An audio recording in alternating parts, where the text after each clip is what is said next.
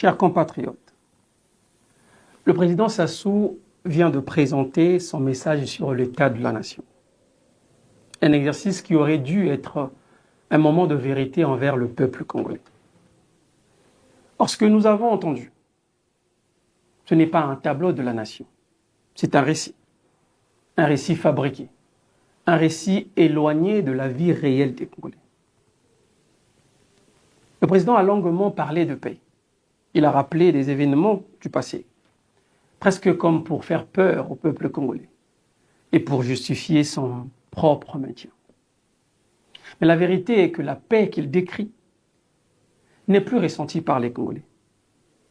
Les gangs qu'il dénonce ne sont pas nés d'eux-mêmes. Ils sont le fruit de sa propre gouvernance, une gouvernance défaillante et surtout d'une jeunesse abandonnée. La paix, ce n'est pas l'absence de guerre, c'est la présence de justice, de l'État. Et aujourd'hui, l'État, le vrai, celui qui garantit l'ordre républicain, celui qui protège contre toute insécurité, n'est plus auprès des Congolais. Il a ensuite déroulé une longue liste d'inaugurations, de panneaux, de cérémonies, de visites. Mais je voudrais dire au président Sassou qu'un pays ne se gouverne pas avec des inaugurations. Un pays se gouverne avec un cap, une vision. Cette vision est ce qui manque depuis des décennies dans notre pays. Le président s'est félicité de projets dont beaucoup peinent à fonctionner, d'infrastructures qui ne changent que la façade, jamais le quotidien des Congolais. Il parle d'école, alors que les enseignants souffrent parce qu'ils ne sont pas payés correctement. Il parle d'hôpitaux modernes, alors que le personnel hospitalier cumule des mois sans revenu. Et que dire des familles congolaises qui doivent acheter elles-mêmes les médicaments et parfois jusqu'au pansement. Le président parle d'eau potable, alors que la majorité des Congolais, de Brazzaville et de Pointe-Noire, se déportent avec des bidons à la recherche de cette denrée rare. Il parle d'électricité, alors que les délestages sont devenus la norme dans notre pays. Il parle de paix, alors que nos parents retraités sont à 50 mois de pension impayée. Certains d'entre eux meurent sans jamais toucher à ce qui leur revient de droit. Mes chers compatriotes, le décalage est immense entre les mots du président et la vie du peuple congolais. Un décalage qui n'est plus une simple erreur d'appréciation, mais un refus de regarder le pays en face. Le président Sassou a également célébré les chiffres macroéconomiques et même un eurobond.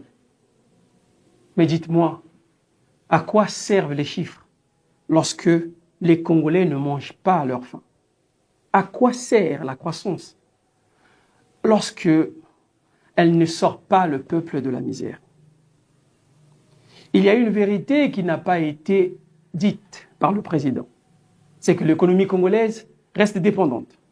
Elle est appauvrie par l'absence de réformes courageuses et surtout par la captation des richesses par une minorité qui est au pouvoir.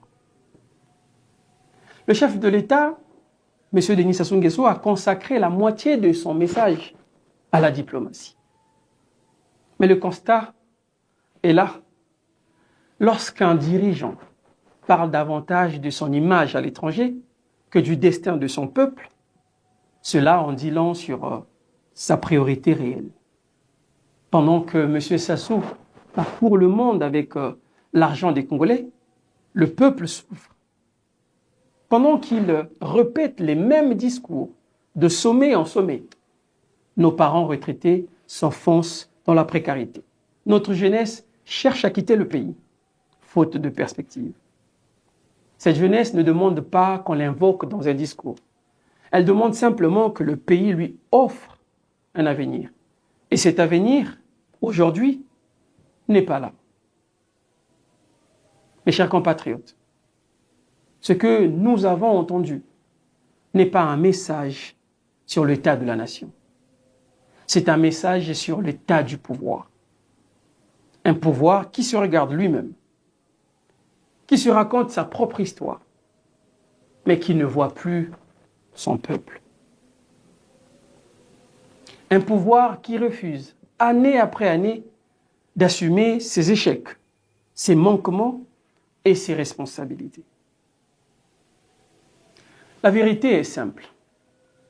Nous devons tous, filles et fils du Congo, emprunter un autre chemin. Le chemin de l'alternance. Parce que le Congo n'a plus besoin de discours qui enjolivent.